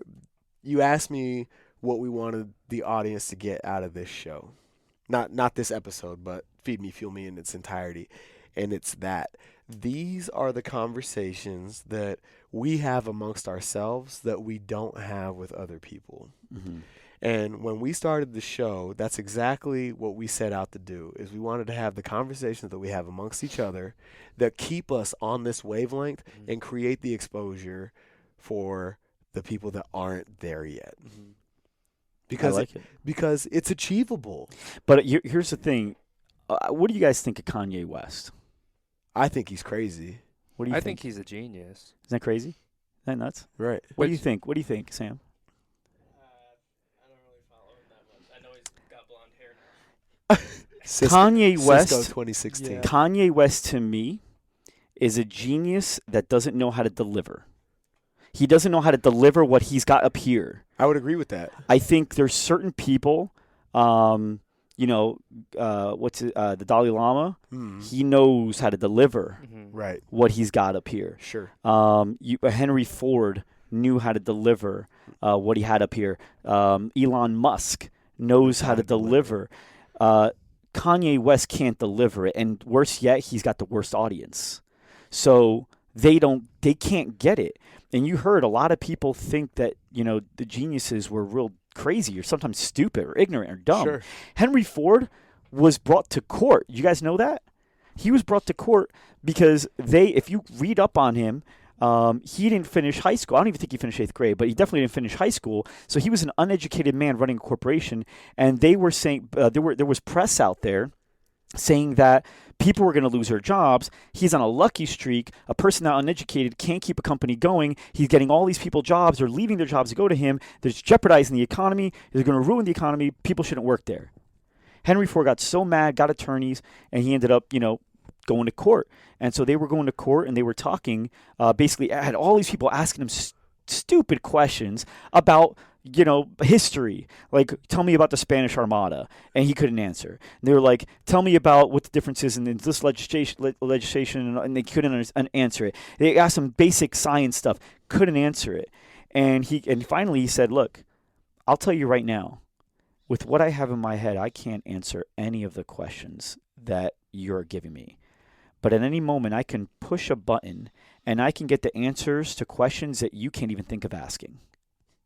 Wow. Because he knows how to build a network. He knew what he needed to know. You don't need to know all that. You need to know what you need to know. He knew how to make relationships, the vision, right? Right. His whole thing was, what was the phrase? If I did what everybody said I should do, I would have just made faster horses or whatever, something like that. Right. He had a vision that people didn't have. Mm-hmm. And so, but everyone thought he was dumb. Right. Everyone thought he was crazy. They couldn't get him. Right. Because they were trained differently. Sure. And so Kanye, to me, is the same, in which there's listeners right now that are going, all right, you fucking lost me at Kanye. Yeah. I don't care. Yeah. Like, I've listened to him, and I've heard what he said, and I'm on board. Like, Sure. I know what he's saying because I'm close enough to the same type of belief Right. that I know what he's trying to say. It's like when you speak a certain language and a guy's talking with an accent, the other guy doesn't speak either of those two languages, they're not catching any of it. But because you understand at least one of those languages, you know what he's saying. Right. And I know what he's saying. He just can't, he's not fluent enough. Right. And go ahead, Durs. In that Henry Ford example, do you think that's the argument against contemporary education? That right there? Yeah. I think I tell you know what, my wife gets upset because my daughter gets in trouble for talking in school, and my son gets in trouble for talking in school, and so I don't get mad at them, right? Because I think that's one of the best things you can develop. And I understand it's discipline, right? Like knowing when to speak. Okay, I get that, right? But I don't know. I wasn't there. What if he was talking to the person because he saw the person was down? Right. I'll tell you, my son has a level of emotional intelligence that no other kid has. And my daughter's not there. My daughter is, whatever. She's funny. She's hyper. She's active. One of the funniest people I know. She's going to be successful because of a different reason. Yeah.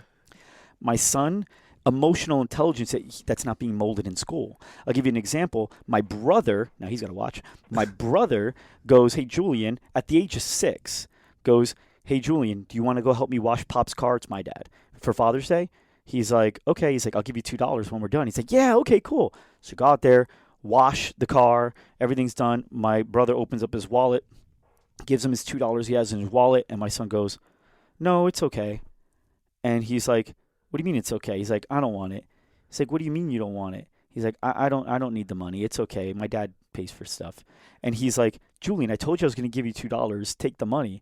He's like, no. He's like, well, I don't understand it. You're crazy. Why aren't you taking the money? He goes, because that's all you have. He saw my brother took $2 out of his wallet. He's like, no, that's it. He's like, how about just give me one, and then we each have one. He's like, Julian, I have more money. That's all I have in my wallet. He thought of that. Right. My daughter took those $2. She's out of here. Off to the races. But my son's got a level of emotional intelligence, and I think, Everyone's got certain unique capabilities, a certain way of looking at things. Sam is a very careful, thoughtful person with his approach. And in school, I don't know if that would be nurtured. Right. You go through the same system as everyone else. Sure. Imagine if every athlete, regardless of their goal, regardless of their sport, trained the same system. Mm-hmm. No, you get different coaches, Right. depending on what your strengths are. You think Phil Jackson cared that Shaq couldn't make a free throw as long as he got 12 to 15 boards, 25 to 30 points, and 3 to 5 blocks a game? Right. No, he's still a Hall of Famer at one of the worst free throw percentages ever, Hall of Famer, because he worked on his strengths, and his coaches worked on his strengths, and he became successful. And in school, it's like, dude, this is the program. Like, figure it out. How powerful do you think it is in that the earlier you learn to really push your strengths, whatever they are, and really harness those, your probability of success is probably going to be that much greater. First is even knowing that it is one. Right. A lot of people live their whole life unaware. Mm-hmm. They have no self-awareness. You have people out there that think they're great salespeople, they suck. You have people out there that think they're great husbands, they suck. You have people out there that think they're great other things or bad other things, and they're great. Right. And I think the first level is being self-aware, which school doesn't teach you. You get your A. And what happens if you fail? What's failure, good or bad in school? Bad. What's failure, good or bad in business?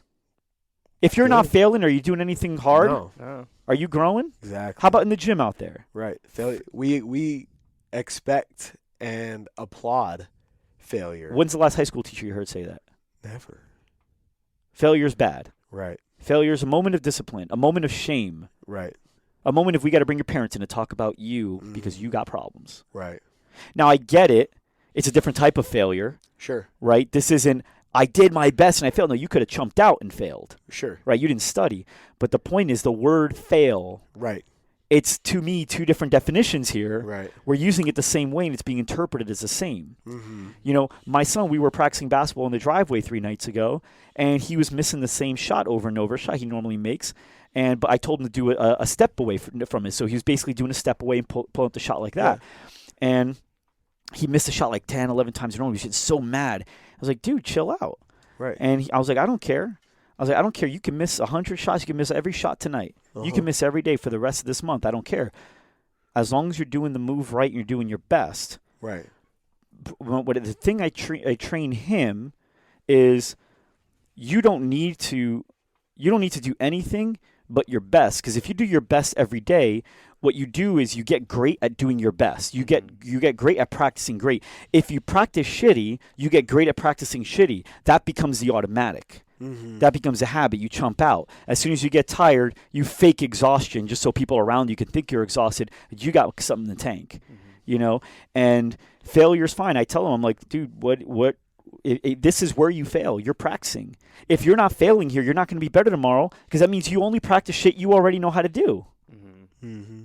So fail, and it takes him a little bit to get it. Right. Because he's being untaught somewhere else for the entire day. Right. So failure is to be. It's a different definition. Was to be perceived as a lesson to be learned.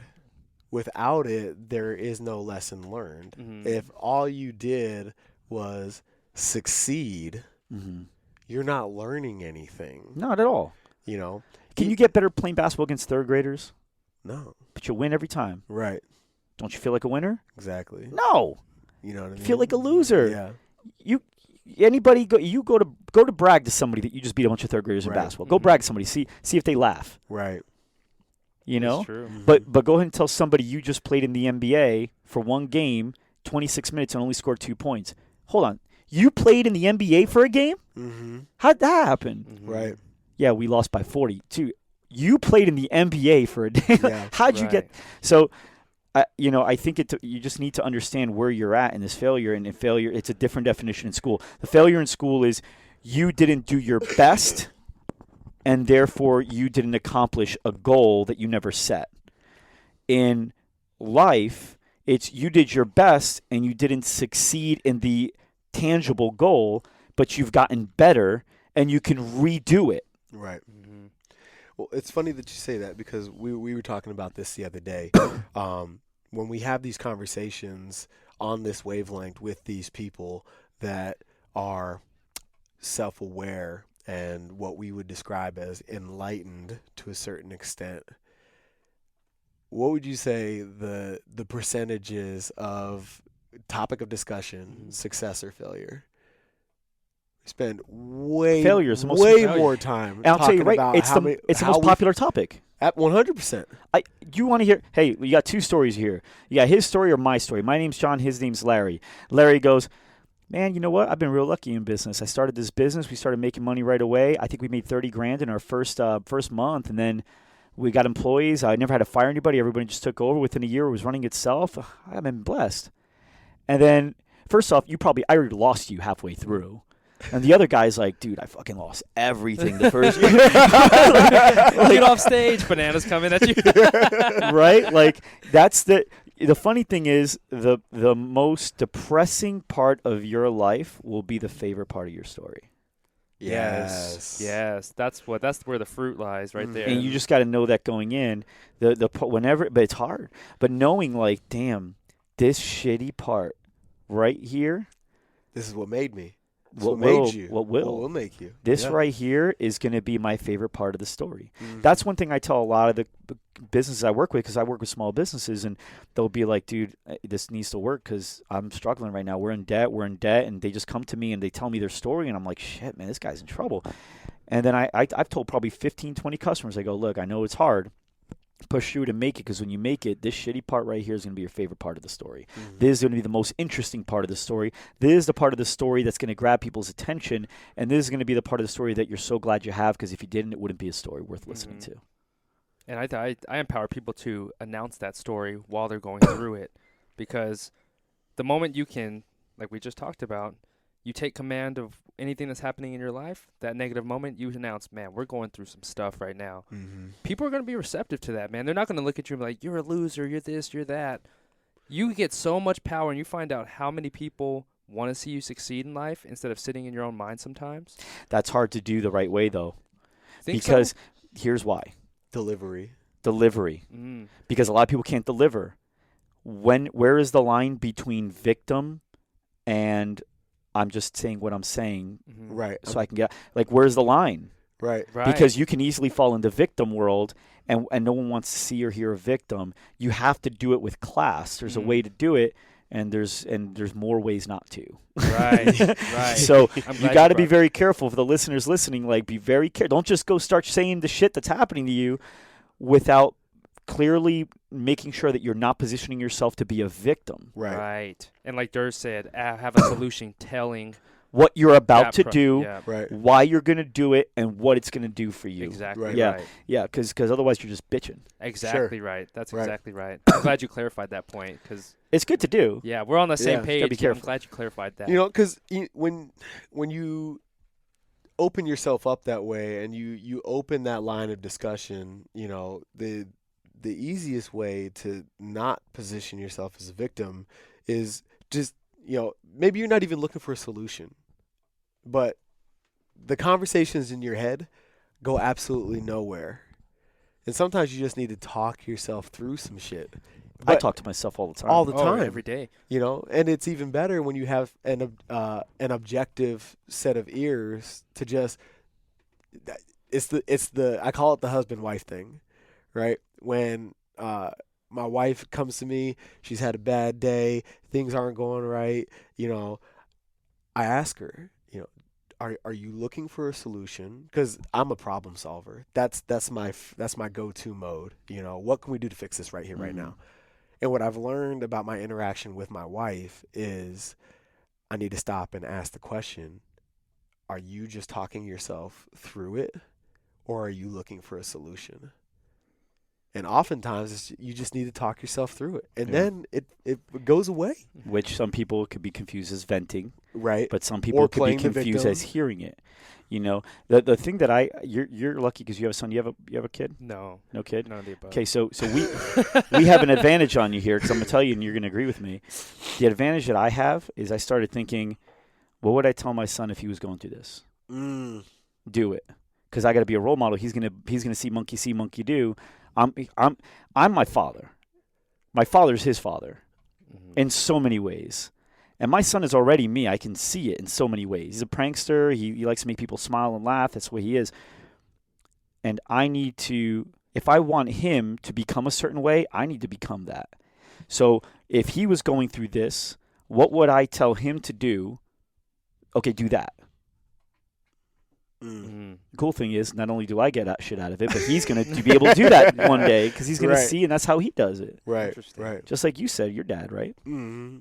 It does. We have an advantage because we can use that mindset. Yeah, it trickles down.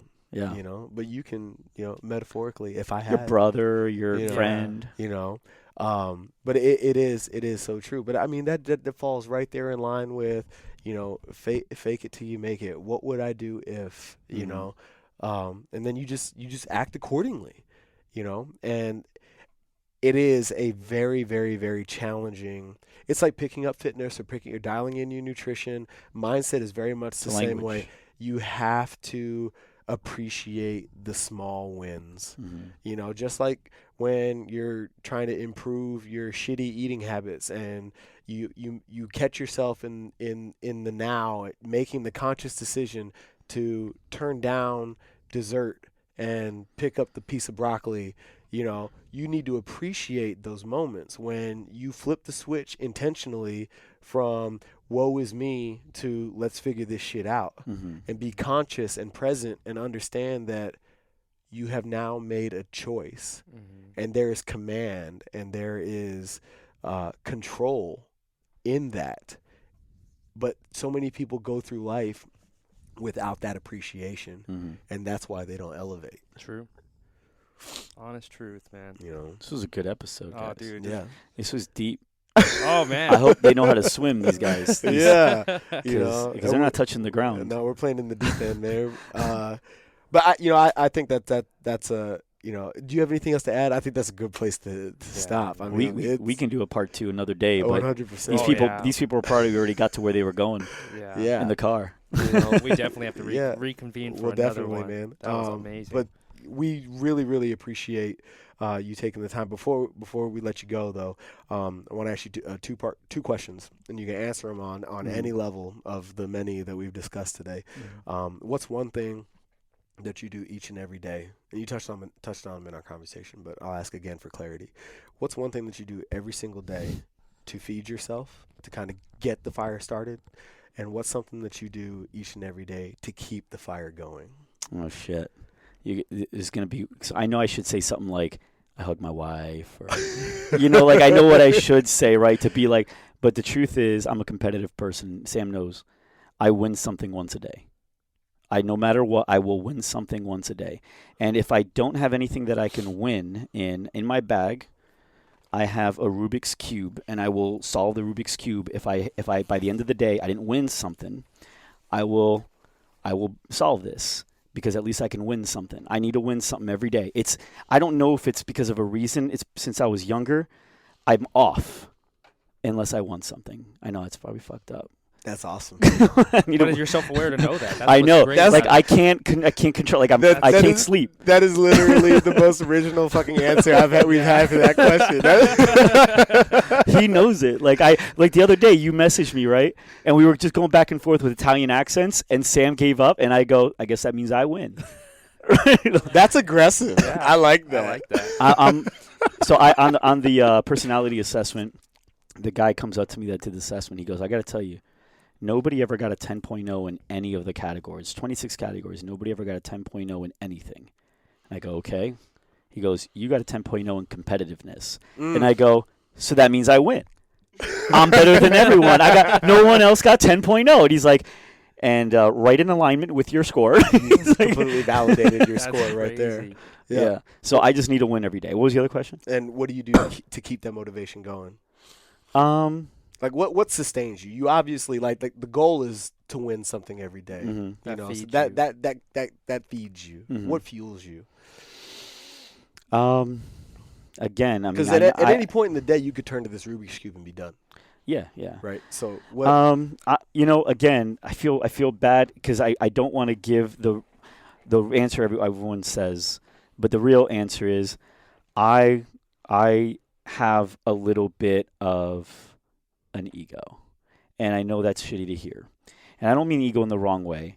I know what I'm capable of, and I know what I can do, and I feel like I'm wasting very, very particular gifts that I have as far as building relationships with people, sales, talking to people, mentoring, coaching, being aware of what people want and need. I feel like that's what I have, and I feel like I can be somebody pretty fucking great, and I think I deserve it. And I think deserve is a word that sucks in a lot of cases, but in that one case, I think I deserve it because I know what I put out every single day. And I want to see myself be somebody that my son wants to talk about to his kids. And I want to be the one dad out of all the cousins that my son has. I want to be the one dad that was the dad that did shit, the dad that everyone inspired the other dads, when they were cousins. And it kind of feeds my ego a little bit. But that's the answer. Like I want to be what I know I'm capable of. That's honest. That's awesome, dude. We appreciate that. That's fantastic. And where can our community support you, your company, anything you have going on, initiatives? Right now the GSD show is my love. I'm meeting some really cool people on it. It's a podcast as well. And yeah, I'm really liking what I'm doing right now. I'm in a really great place. Loud Rumor is the name of my marketing agency. Okay. And that's where Sam works, our video guy that's in the room with us, taking some footage. And that's pretty much it, man. I would say just I want to be known. And when somebody thinks of fitness marketing, I want to be the guy that I want to be the Kleenex. I want to be the Q-tip, when they think of tissues. Omnipresence. Yeah. Omnipresence, yep. So you guys probably see all the stuff I'm putting out lately. And I want to be associated with that. Awesome, brother. Dude, thank you so much. That was awesome. There is no value proposition. It's there. Yeah. Cool. Thank you guys. Good questions. You guys are good. Absolutely, man. For those of you listening, make sure you get on all social media platforms. Follow Loud Rumor. Follow the GSD show. Mike is working on some amazing things, and the world is a better place for him being here. As always, we appreciate you allowing us to be a part of your journey as we thoroughly enjoy being a part of yours. So, hey, man, thank you very much. Thank you, sir. And until next time, feed me, fuel me. Feed me, fuel me. And that'll do it for today's episode with our special guest, Mike Arce. If you want to check out everything Mike has going with his company Loud Rumor, be sure to check out the full show notes on feedmefuelme.com. Also, be sure to connect with us on social media, including Facebook, Snapchat, Instagram, and Twitter @FeedMeFuelMe. We would love to hear from each and every one of you. We're excited to announce the Feed Me Fuel Me Summit on July 10th, 2017 in Sedona, Arizona. Our keynote speaker will be Forrest Lustos. If you haven't had a chance to hear Forrest's story yet, be sure to listen to his episode number 19, Mastering the Superficial and Becoming Exceptional. It's guaranteed to fire you up and make you take action. We're currently updating event details on the website with guests that are going to be attending the event. Be sure to click on the link 2017 Summit on the Feed Me Fuel Me website, buy your ticket, and we will see you there. If you found this episode inspiring in any way, please rate, comment, share, and subscribe so we can continue on this journey together. Also, be sure to share it with your friends and family on social media, including Facebook, Snapchat, Instagram, and Twitter, or any other social platforms that you use. We really appreciate you spending your time with us today and allowing us to join you on your journey. We would love to hear your feedback on this episode, as well as guests and topics for future episodes. To end this episode, we would love to leave you with a quote by Mike Arce. Nothing happens to you. It happens because of you. Thank you again for joining us, and we will catch you on the next episode.